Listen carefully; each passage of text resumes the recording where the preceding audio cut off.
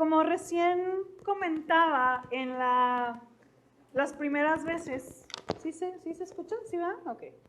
Como recién comentaba, estamos viendo el calendario litúrgico, es decir, estamos caminando con Jesús hacia la cruz. Estamos viendo momentos muy especiales donde Jesús vamos a caminar y vamos a preparar nuestra vida de tal manera que el día de Semana Santa, por ejemplo, sea un día donde entendamos todo el proceso que vivió Jesús, donde después de la resurrección veamos qué hizo Jesús. Y hemos visto actos muy especiales, hemos visto el bautismo de Jesús, hemos visto la tentación de Jesús, vimos un poco el llamado a los discípulos, el sermón del monte, pero de pronto tenemos que brincar un montón de capítulos y nos vamos a ir hasta Mateo 17. Porque la verdad es que estamos muy próximos a empezar Pascua, entonces no podemos ver muchos aspectos, así que tenemos que ir rápido a eventos muy, muy particulares.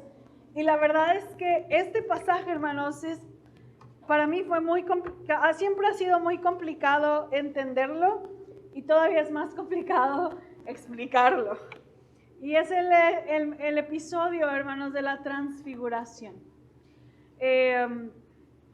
Vamos a leerlo y después platicamos un poquito de él. Antes de leerlo, Jesús, hermanos, viene hablando. La Biblia es muy, muy bella. Cuando usted estudia hermenéutica, puede ver la forma en que están acomodados los pasajes. A veces están cronológicamente y a veces están en ideas, de tal manera que tú puedas ir guiándote ir respondiendo preguntas. Mateo, por ejemplo, en esta parte particularmente, si tú lees el capítulo 16, por ejemplo, ahí viene un título que dice La confesión de Pedro. Esa parte es cuando Jesús pregunta, oigan, ¿y quién dicen que soy? Y entonces pues todo el mundo dice, no, pues algunos dicen que eres profeta, otros dicen que eres Elías, otros dicen que eres, mucha gente dice que eres.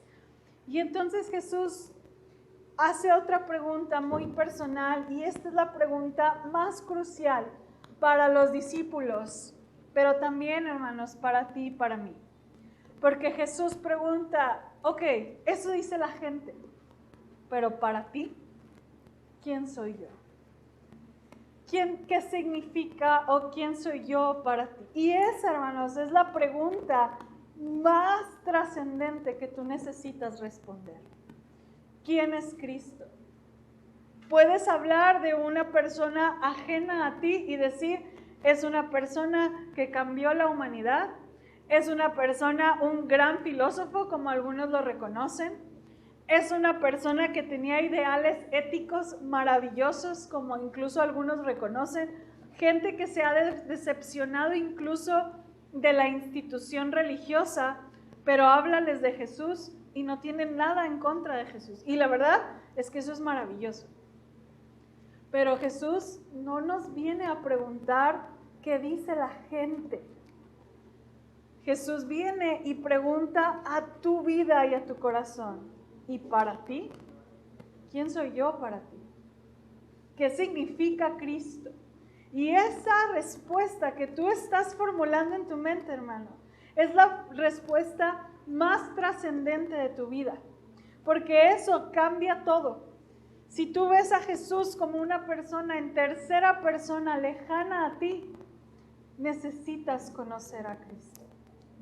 Y si tú me hablas de ese Jesús es mi Señor y mi Salvador, estás gozando de la familia que Dios te ha ofrecido y otorgado. Y esa pregunta es previa a este momento.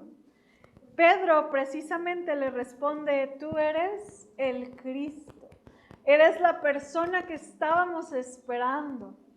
Y el mismo Jesús dice, nadie te lo ha revelado más que Dios. Esto solo te lo pudo haber revelado Dios. Pero había un pequeño detalle. Pedro reconocía que Jesús era el Mesías, el que había de venir, pero todos estos discípulos esperaban a un hombre que los rescatara del gobierno romano. Todos estos hombres decían, sí, tú eres el Mesías que nos va a salvar ya del emperador y del César. Tú eres el Mesías que va a hacer muchas cosas por nosotros. Y resulta que si tú lees estos pasajes, Jesús anuncia su muerte. Y fue como, ¿cómo? El Cristo que yo estoy esperando, el Cristo que yo vengo, que Dios promete a venir a rescatar, ¿me va a morir? No, tú deberías salvar el mundo. Tú deberías de cambiar el gobierno. Tú deberías de hacer. Y entonces resulta, hermanos, y resalta que en nuestra vida y en la vida de los discípulos tenemos un concepto de un Jesús equivocado. Tenemos un concepto de un Jesús donde yo pienso que Él va a ser, pero no es el Jesús que realmente ha venido. No es el Jesús que muchas veces viene a confrontar. Jesús sí confrontó el gobierno, Jesús sí cambió muchas cosas, pero no fue su prioridad e incluso no erradicó un sistema como muchos dicen. Jesús murió bajo un sistema de gobierno romano incluso. Y entonces, en este contexto donde yo no sé quién es, donde reconozco a Jesús, pero aún no me queda tan claro quién es, Jesús tiene un escenario de la transfiguración. Vamos a leer, dice, del 1 al 13. 6 días después, Jesús tomó a Pedro, a Jacobo y a Juan su hermano y los llevó aparte a un monte alto. Y se transfiguró delante de ellos y resplandeció su rostro como el sol y sus vestidos se hicieron blancos como la luz. Y aquí les aparecieron Moisés y Elías hablando con él. Entonces Pedro dijo a Jesús, Señor, bueno es para nosotros que estemos aquí. Si quieres, hagamos aquí 3 enramadas, una para ti, otra para Moisés y otra para Elías. Mientras él aún hablaba, una nube de luz los cubrió. Y he aquí una voz desde la nube que decía, este es mi Hijo amado en quien tengo complacencia. A él oíd. Al oír esto, los discípulos se postraron sobre sus rostros y tuvieron gran temor. Entonces Jesús se acercó y los tocó y dijo, levantaos y no temáis. Y alzando ellos los ojos, a nadie vieron sino a Jesús solo. Cuando descendieron del monte, Jesús les mandó diciendo, no digáis a nadie la visión hasta que el Hijo del Hombre resucite de los muertos. Entonces sus discípulos le preguntaron diciendo, ¿por qué? ¿Por qué pues dicen los escribas que es necesario que Elías venga primero? Respondiendo Jesús les dijo, a la verdad, Elías viene primero y restaurará todas las cosas. Mas os digo que Elías ya vino y no le conocieron, sino que hicieron con él todo lo que quisieron. Así también el Hijo del Hombre padecerá de ellos. Entonces los discípulos comprendieron que les había hablado de Juan el Bautista. Transfiguración. Vamos a hablar 3 puntos importantes y nos vamos a ir muy rápido. ¿Qué pasó? ¿Qué implica esto? ¿Y qué me puedo llevar yo a mi casa después de esta lección?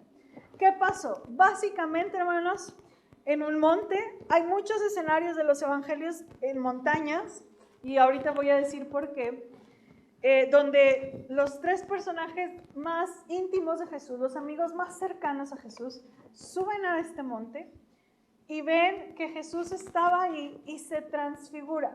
La palabra transfigurarse es metamorfo. Nos suena mucho a aquellos que nos tocó leer a Kafka en la preparatoria. La metamorfosis se cambia, ¿no? Cambia completamente la forma.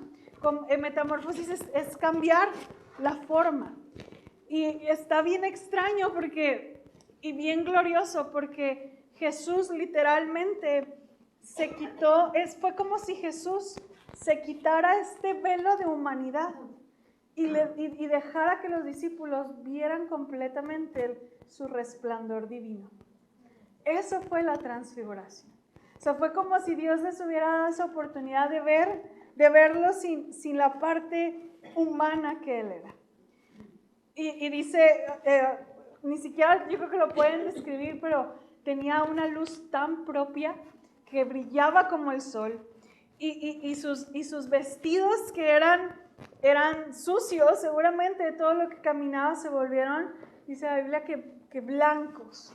Es decir, Jesús tuvo una experiencia, o los discípulos tuvieron una experiencia de ver, hermanos, por un momento al Jesús de victoria, al Jesús, aún ni siquiera al Jesús de la resurrección, sino al Jesús que hoy está sentado a la diestra del Padre, al Jesús que a veces tú y yo nos olvidamos, porque siempre nos acordamos y nos sentimos más identificados con el Jesús que sufre, ¿verdad? Con el Jesús que camina, con el Jesús que está crucificado. Pero no se nos olvide, hermanos, que el Jesús al que tú y yo amamos es un Jesús victorioso, es un Jesús que venció, es un Jesús lleno de poder y de luz y tiene poder sobre todas las cosas. Y toda, no creo que toda, pero quizás vieron un poco en parte la gloria de Dios estos discípulos. Fue como si ellos pudieran ver un poquito de la eternidad de un Jesús glorificado. Yo lo pensaba, hermanos, yo no sé si tú tengas algún pasaje favorito de decir, híjole, para mí ¿no? No sé, la alimentación a los 5,000, yo no puedo imaginarla. O sea, de verdad, no puedo imaginar cómo de 5 panes y 2 peces, más de 10,000 personas fueron alimentadas. No me cabe en mi cabeza cómo sacaban no puedo.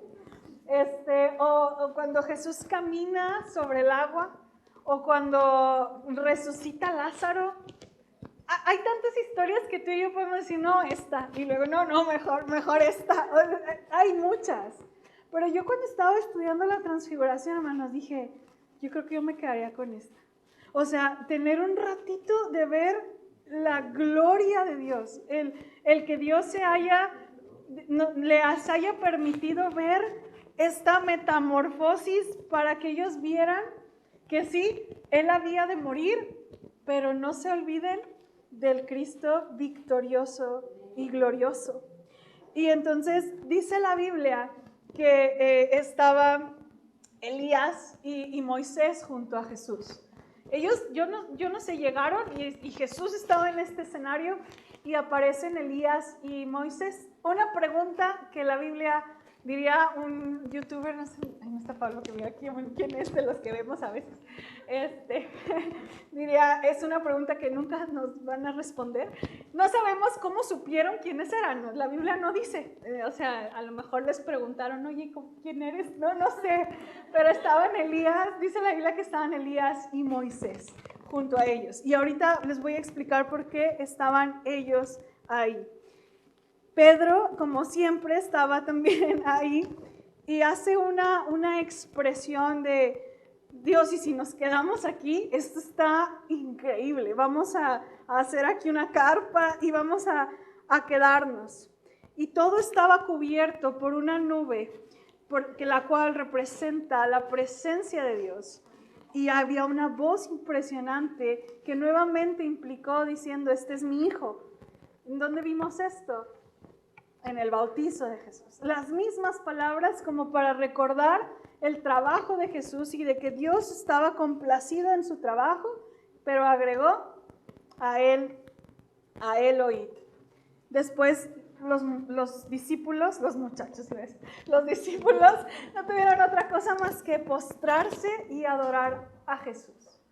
Después de eso van bajando y hay otro escenario que no vamos a tener mucho tiempo de leer, pero es importante, el escenario donde están abajo y los discípulos que quedan abajo no pueden liberar un demonio. O sea, es bien irónico porque están ellos acá arriba viendo un resplandor y acá abajo están los discípulos sin poder hacer un trabajo. Y bueno, ¿qué implica todo esto? Toda la Biblia, hermanos, es una historia maravillosa que se conecta. No son historias aisladas y a veces las vemos como un tapete de esos, no sé, de 1000 hilos, no sé. De pronto los vemos como en un zoom, como si estuvieran aislados y no nos hacemos hacia atrás para alcanzar a ver toda la pieza completa. Como que nos gusta separar. La transfiguración es uno de esos escenarios maravillosos donde podemos ver cómo Cristo cumple todo el Antiguo Testamento. El monte, muchas veces en el Antiguo, representa la presencia de Dios, representa esta conexión donde Dios iba a hablar a un siervo. En el caso de Moisés, por ejemplo, ahí Moisés recibe la ley y dice la Biblia que, decía un autor que muy seguramente los autores pensaban en el Éxodo, porque podríamos pensar en Moisés recibiendo la revelación de Dios y en las faldas de la montaña un pueblo lejos de Dios. La palabra gloria, hermanos, que dice aquí que ellos vieron la gloria de Dios. En el Antiguo Testamento, gloria significa peso. Es decir, peso o toda la majestad de una persona, todo el peso de por ejemplo, de un rey. ¿Cómo un rey ostenta quién es, su peso, su gloria? ¿Cómo lo ostenta? Pues a lo mejor con su corona, con su capa, con su forma de ver y de caminar. Tú ves la gloria o la ostentosidad del rey. ¿Qué hace Dios para mostrar quién es? Esta forma de lo que hace Dios para mostrar quién es Él, eso, hermanos, es la gloria de Dios. Las cosas que tú puedes ver que hace Él, eso es la gloria. Y gloria también tiene que ver con el honor y respeto. Es decir, la gloria de Dios es la manifestación tangible de lo que es Él. Por eso, nosotros oramos y decimos, Señor, permítenos que todo lo que hagamos, lo hagamos para tu gloria. Es decir, que Él sea reconocido a través de lo que hacemos. En ese momento aún era superior porque la gloria de Dios estaba siendo sumamente tangible. Y así como en el Éxodo, Dios estaba revelando a Jesucristo, aquí había dos hombres, Elías y Moisés. Elías representando a los profetas, Moisés representando la ley. Estos dos hombres representaban todo el Antiguo Testamento. Y llega Dios Padre diciendo a Él oíd. Es decir, toda la autoridad que tiene la ley y toda la autoridad que tienen los profetas, la tiene Jesucristo. En Jesús se cumple toda la profecía, todo lo que se escribió en el Antiguo Testamento. Te estoy demostrando incluso a través de mi gloria y visiblemente que en Cristo se cumple. Y toda la ley en Cristo se cumple. Y hermanos, es bien hermoso porque yo entiendo a Pedro, porque Pedro, como siempre, era muy impetuoso y a veces hasta un tanto, no sé, imprudente, yo creo que es la palabra. Yo creo que estaba tan impactado de lo que estaba viendo que incluso en otros pasajes dice que no sabía ni lo que estaba diciendo el pobre Pedro. Así dice en Marcos, me parece. Pero Pedro dice, Dios, ¿y si Jesús, y si hacemos unas enramadas como unas casitas de campaña? Y si se las hacemos una para Elías, una para ti y una para Moisés, como vamos a quedarnos aquí. Esto que está pasando es muy bueno, vamos a quedarnos aquí. Y yo creo que tú y yo es esta parte donde nos encanta estar en este momento especial con Dios, donde Dios nos revela algo y donde tenemos esta experiencia rica con Dios, que si la has tenido, no te quieres ir de ahí, ¿no? Donde este tiempo de adoración, yo prefiero seguir adorando a que me escuches, la verdad, porque es riquísimo. Y yo me imagino a Pedro así diciendo, vamos a quedarnos aquí. Pero ¿sabes qué es lo...? Y a lo mejor la intención no era mala, hermanos, pero el mismo Dios, Señor y Creador, Padre, interrumpió a Pedro. O sea, Pedro está diciendo, vamos a quedarnos, está bien padre esto. Y entonces dice que se escucha una voz del cielo y dice, a él oí. A él, ¿sabes? O sea, de pronto nuestras intenciones pueden ser muy buenas. De pronto el querer estar o el querer ser, sentimos que queremos, por ejemplo, lo que está pasando en Asbury. Tienen 12 días. Incluso hicimos un podcast, escuchen nuestros podcasts de Vanguardia Juvenil. Hicimos una plática de lo que estaba pasando. Definitivamente creo que es el inicio de algo, pero es esta parte de quedarse en una enramada. Y la invitación es, no, Jesús tenía que bajar a morir. Jesús tenía que ir a un proceso de muerte donde ellos no querían pasar, pero Él sabía que debía pasar por eso. Y entonces por eso que Dios interrumpe a Pedro y dice, a él oí.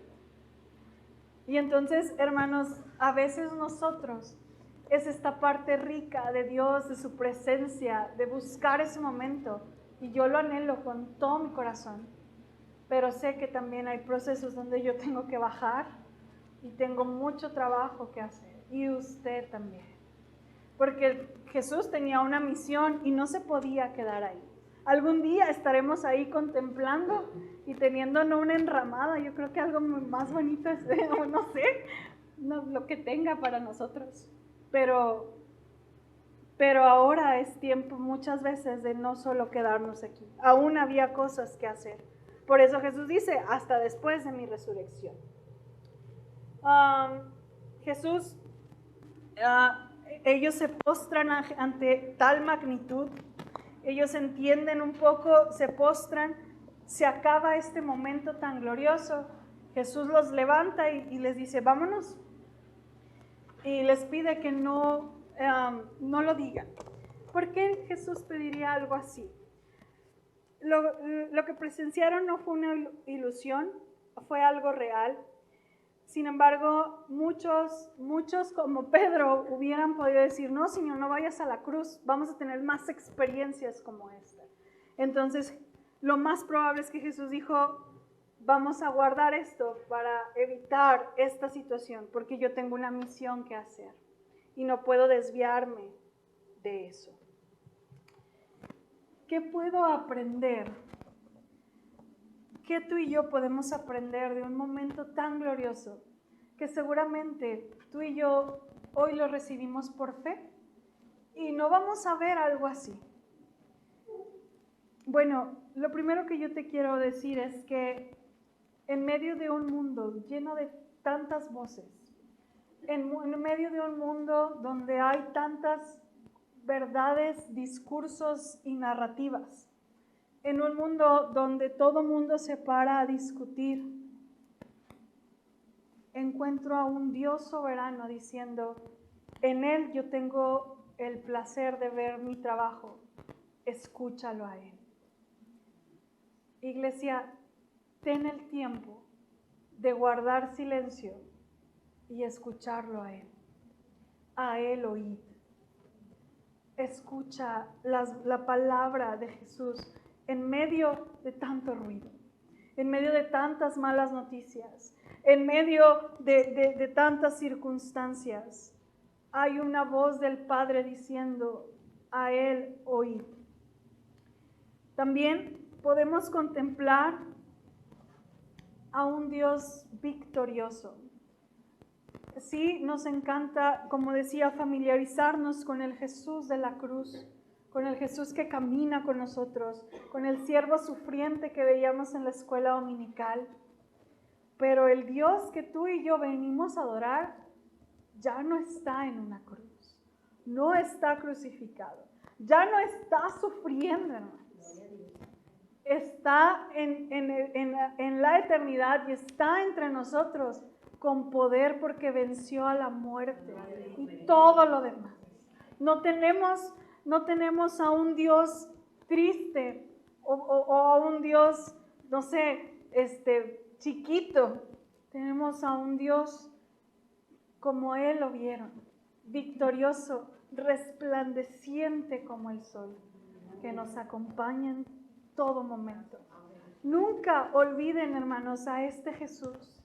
Nunca se olviden del Jesús de victoria. Nunca nos olvidemos.